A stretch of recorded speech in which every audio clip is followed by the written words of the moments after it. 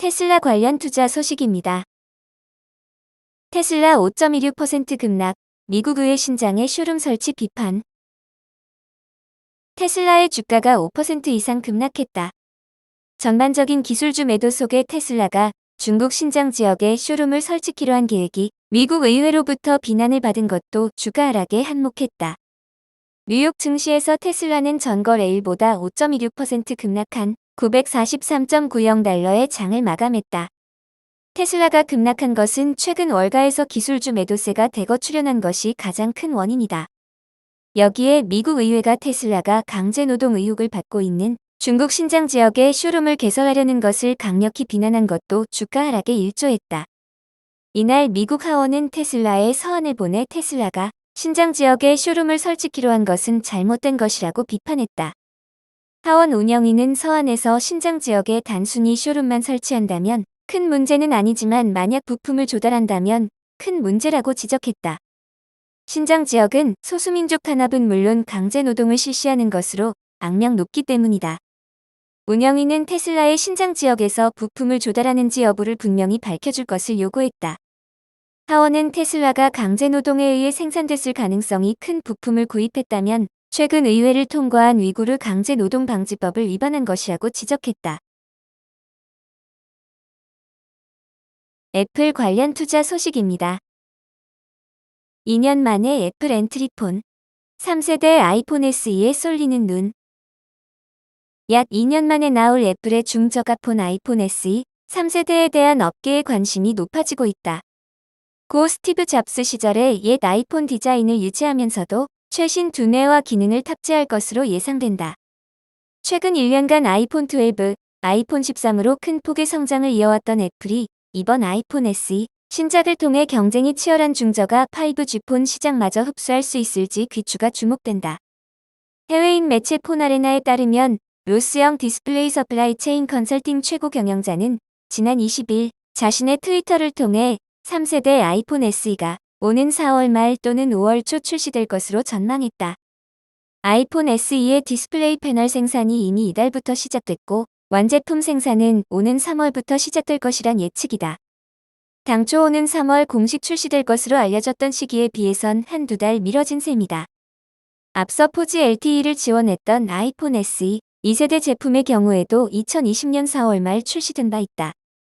지난해 4월에도 애플은 신제품 공개 행사를 열고 아이패드 프로 5세대를 선보였는데 올해도 비슷한 시기에 행사를 갖고 아이폰 SE 3세대를 공개할 것이란 분석이다.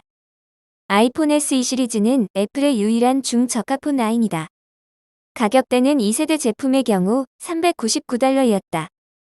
2016년 3월 처음 모습을 드러낸 아이폰 SE는 4년 뒤에 2020년 2세대가 발표됐고 올해 3세대가 나온다. 아이폰 SE는 애플의 창업주인 스티브 잡스의 철학이 깃들어 있는 마지막 아이폰으로도 알려져 있다. 실제 과거 스티브 잡스 시절 아이폰의 감성을 살리기 위해 4인치대 디스플레이를 유지해왔다.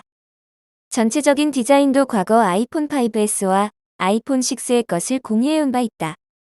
2년 만에 나오는 이번 아이폰 SE 3세대의 주요 특징은 과거 스티브 잡스 시절의 감성이 깃든 4인치대 화면, 5G 첫 지원, 최신 애플리케이션 프로세서 탑재 등이 꼽힌다. 가격대는 이전 세대와 동일하게 $399부터 시작될 것으로 전망된다. 3세대 제품의 화면은 이전 세대 제품과 같이 4.7인치를 유지, 기존 시리즈의 정체성을 가져갈 것으로 보인다. 프리미엄 제품군인 아이폰 13에 비해 크기가 작고 일부 편의 기능이 지원되지 않을 것으로 보이지만 스마트폰 두뇌라고 할 수 있는 AP는 아이폰 13과 동일한 A15 바이오닉을 탑재할 것으로 전망된다. 제품 사양 자체가 고성능이라는 의미다. 또한 아이폰 SE 시리즈의 첫 5G 지원도 주목할 부분이다. 이전까지 4G용으로만 출시됐던 아이폰 SE 시리즈에 5G를 적용한 건 애플이 최근 수요가 급증하고 있는 중저가 5G 스마트폰 시장을 겨냥한 것이란 분석이다. 시장 조사업체 카운터포인트 리서치에 따르면 올해 글로벌 스마트폰 판매량은 전년 대비 7% 증가한 14억 9,200만 대에 달하고 이 중 5G폰 비중은 약 54%에 이를 전망이다. 물량으로는 약 8억 대로 지난해 5억 8천만 대보다 3억 대가량 늘어난 수준이다. 이 중 5G폰 보급률이 20%가 채 안 되는 인도, 동남아 등의 지역에서의 수요가 올해 더 증가할 것으로 예상된다. 특히 중저가 5G폰 시장은 중국 업체들과 삼성전자가 경쟁 중인데 애플도 아이폰 SE를 통해 이 시장에서 점유율을 일부 흡수할 수 있다. 마이크로소프트 관련 투자 소식입니다.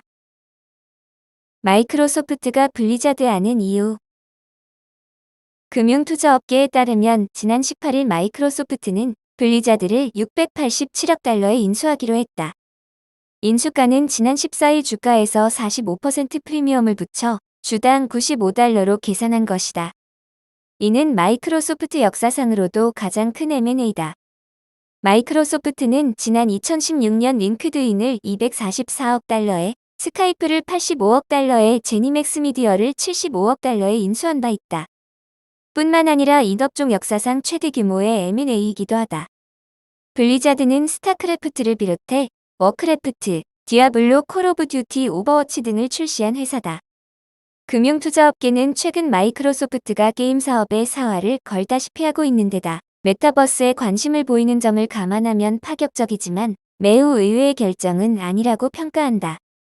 2014년 마인크래프트를 사들이며 메타버스 관련 콘텐츠를 확보했고 이번 빚들까지 성사된다면 텐센트와 소니에 이은 세계 3대 게임 회사로 거듭날 것으로 보인다. 마이크로소프트는 또 콘솔 서비스 엑스박스를 보유하고 있어 시너지까지 기대할 수 있다. 정나영 현대차증권 연구원은 인수가 완료되면 블리자드의 게임을 통해 마이크로소프트의 게임 패스 라인업이 강화될 전망이라면서 일부 게임은 향후 경쟁 서비스 공급을 중단하고 엑스박스 독점 공급 가능성도 크다고 평가했다. 정 연구원은 인기 지식재산권 개발 인형 및 킬러 콘텐츠 개발 경험 등 콘텐츠 경쟁력은 마이크로소프트 게임 부문의 중장기 성장 동력으로 작용할 것이라고 기대했다. 실제 넷플릭스가 2012년부터 오리지널 콘텐츠 제작에 투자를 한 결과 경쟁사들의 등장에도 불구하고 구독료를 인상할 수 있는 경쟁력을 갖추게 됐다는 것이다. 메타버스 역시 마이크로소프트가 얻을 수 있는 무기다. 온라인 가상 공간을 바탕으로 한 메타버스 플랫폼엔 게임이 확장성이 가장 큰 부문이다. 이미 블리자드의 인기 게임 디아블로, 월드 오브 워크래프트 등에 접속해 교류하고 있다. 사티아 나델라 MS 최고 경영자는 게임은 오늘날 모든 플랫폼에 걸쳐 가장 역동적이고 신나는 엔터테인먼트 분야로 메타버스 플랫폼 개발에서 핵심 역할을 할 것이라고 말하는 이유이기도 하다. 정 연구원은 블리자드 인수로 인한 구독자 유입과 콘텐츠 경쟁력 확보 효과가 마이크로소프트의 메타버스 대응 전략으로도 기대되는 부분이라고 말했다. 다만 인수 과정에 난관도 남아있다. 미국에서는 독점 금지법에 따라 연방거래위원회와 법무부가 상업에 영향을 끼치는 일정 규모 이상의 거래를 검토하고 실질적 경쟁을 완화할 것으로 판단되는 M&A를 금지할 수 있다. 실제 유나이티드 헬스그룹의 다바타 메디컬 그룹 인수나 브리스톨 마이어스 스킵의 셀진 인수 등은 조건부 승인되기도 했다.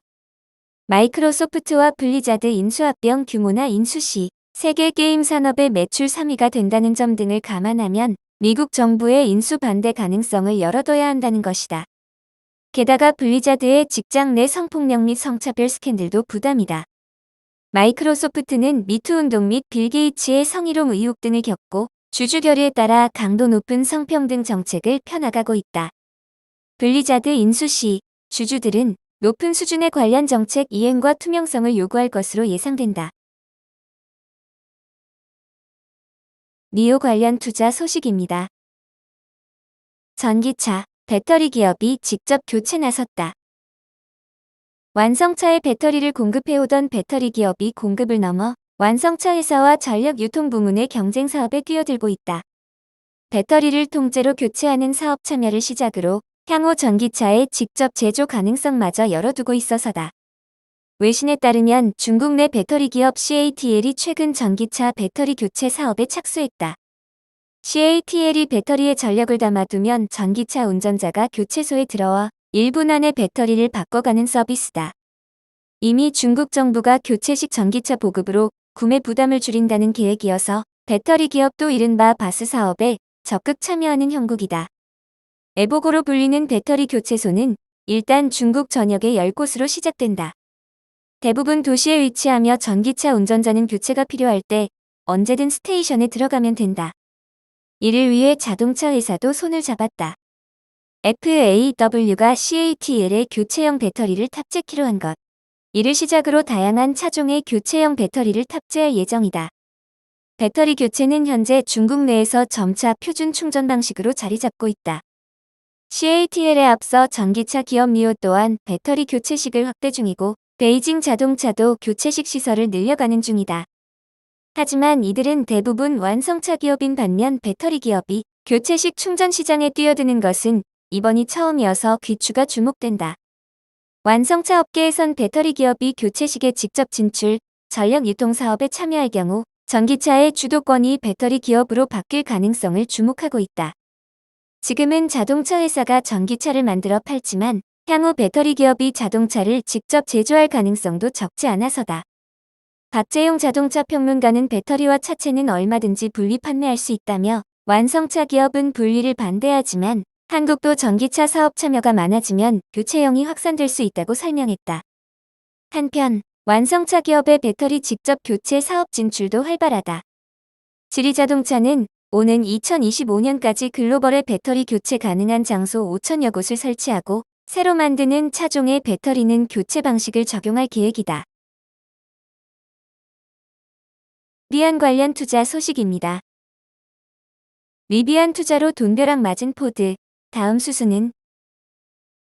최근 주가 변동성에도 전기 트럭 스타트업인 리비안 오토모티브에 대한 투자로 큰 돈을 번 포드모터 투자자들이 해결해야 할 큰 문제에 봉착했다고 바런스가 보도했다.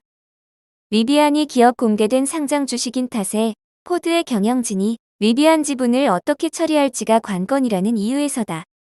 바런스에 따르면 포드는 4분기 실적 보고를 통해 리비안에 대한 투자에서 82억 달러에 이르는 이익을 기록할 것이라고 발표했다. 포드의 시가총액 8%에 해당하는 엄청난 규모다. 하지만 포드 주가는 움직이지 않는다.